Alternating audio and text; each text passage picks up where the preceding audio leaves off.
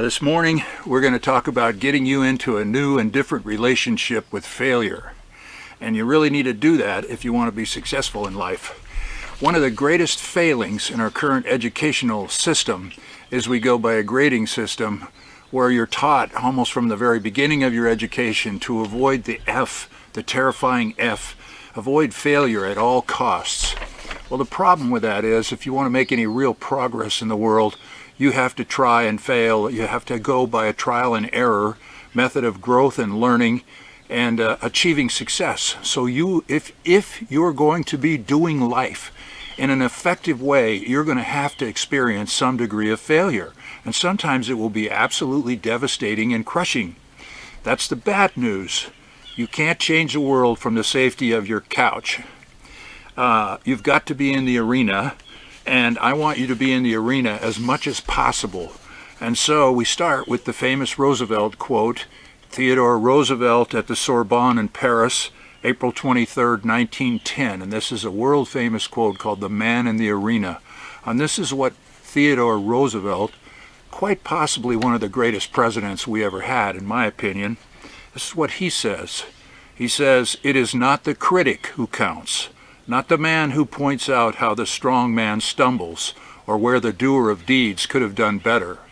The credit belongs to the man who is actually in the arena, whose face is marred by dust and sweat and blood, who strives valiantly, who errs and comes up short again and again, because there is no effort without error and shortcoming, but who knows the great enthusiasms, the great devotions, who spends himself for a worthy cause, who at the best knows in the end the triumph of high achievement, and who at the worst, if he fails, at least he fails while daring greatly, so that his place shall never be with those cold and timid souls who knew neither victory nor defeat." That is the man in the arena, and what Theodore Roosevelt is telling you is a simple fact of history, which is that the greatest men and women who ever lived and who changed the world, if you read honest biographies of almost any one of them, what you're going to see is a whole series of devastating, discouraging defeats and failures, interrupted from time to time by spectacular successes. So let's look at a few examples. Henry Ford's first car company went bankrupt. Walt Disney's first cartoon company went bankrupt. J.P. Morgan's first financial institution went broke. Abraham Lincoln had 17 different major personal failures or financial failures in his life before he became president of the United States and changed the world. Ulysses S. Grant, the general who is credited with saving the Union in the Civil War, his life was a devastating series of failures, even after winning the Civil War and becoming President of the United States. Winston Churchill, oh my gosh, the failures on that guy. Time and time again, the critics in the press said this man's done for, his whole political career is over, and that was before World War II. So what I'm telling you is that you've got to be able to live with and to be willing to risk failure and to be willing to take failure right on the jaw and be able to stand up again and go again. And that is tough. I'm not kidding you. I've been through it. I know. So are there things that can help you?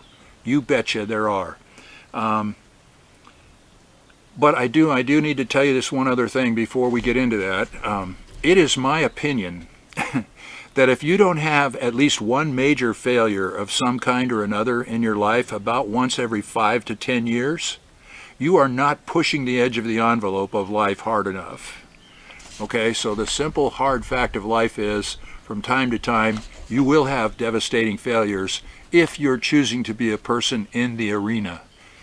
And that's my prayer for you. You will have a far more interesting, rewarding, and happy and exciting life if you choose to be one of the people in the arena and not on the couch, being a couch potato internet critic. No one cares about your critical opinions. They want to know what you can actually do and what you can actually be in the world. So I'm not saying seek out failure. You know, you don't want to fail, you want to win. But when you do, how do you deal with it? Okay, here's some things that'll make it easier for you to deal with failure. First of all, forgiveness. You must learn a regular practice of forgiveness. It is the greatest healing and empowering thing that you can, one of the most effective things you can ever do. If you want to learn about one of the most effective forgiveness processes I've ever seen, read Maria Nemeth's book, The Energy of Money, or Mastering Life's Energies, one of her books. She has in there, around chapter 11, one of the most amazing and wonderful healing processes, forgiveness processes I've ever seen. And it works. And I've asked her if I could publicize it, and she said, no, it's all copyrighted. So I can't tell you about her process. I can just say, go read it. But I can tell you this, I developed my own process based on, in part, what she says. And one of the things that she says about forgiveness is that when you choose to forgive someone or something like life or like God or like yourself, when you say, okay, I forgive you fully and finally and forever, and I surrender my right ever to bring that up, talk about it, or think about it again. Now, sometimes you can do that one time, and you're fully done with it. You never think about it or bring it up again. Sometimes you're clinging to whatever the wrong is that was done to you. You're clinging to it so tightly that it takes several hundred times of you repeating that before you finally get it and forgive fully and finally and forever. But you need to develop a forgiveness process, and whenever you find yourself remembering an old wound, an old wrong somebody did you, an old wrong the system did you, an old wrong that life did you, or maybe even a wrong that you feel you're aggrieved against God, you need to say, okay, I forgive you for that. I forgive you fully and finally and forever, and I surrender my right to bring that up ever again. Sometimes you'll need to do that only once. Sometimes you'll need to do it 100 times before you finally let go of that one awful thing. But when you finally let go of it, you will be freed from it.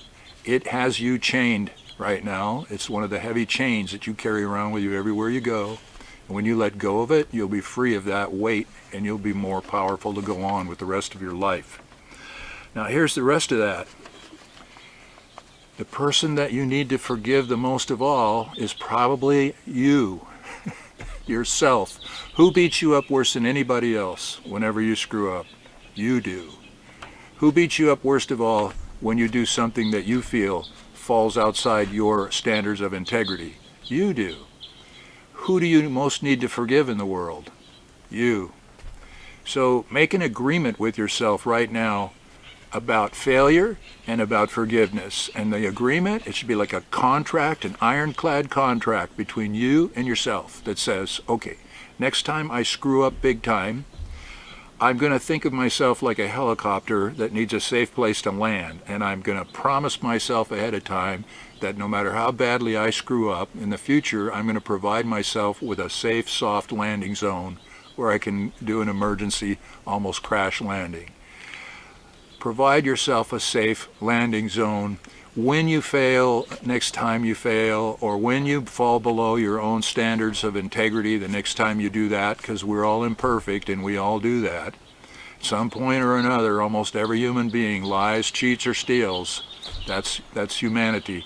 When you do that, then you say to yourself, okay, I forgive myself for that.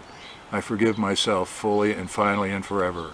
And deal with yourself in a way that is gentle, compassionate, and forgiving.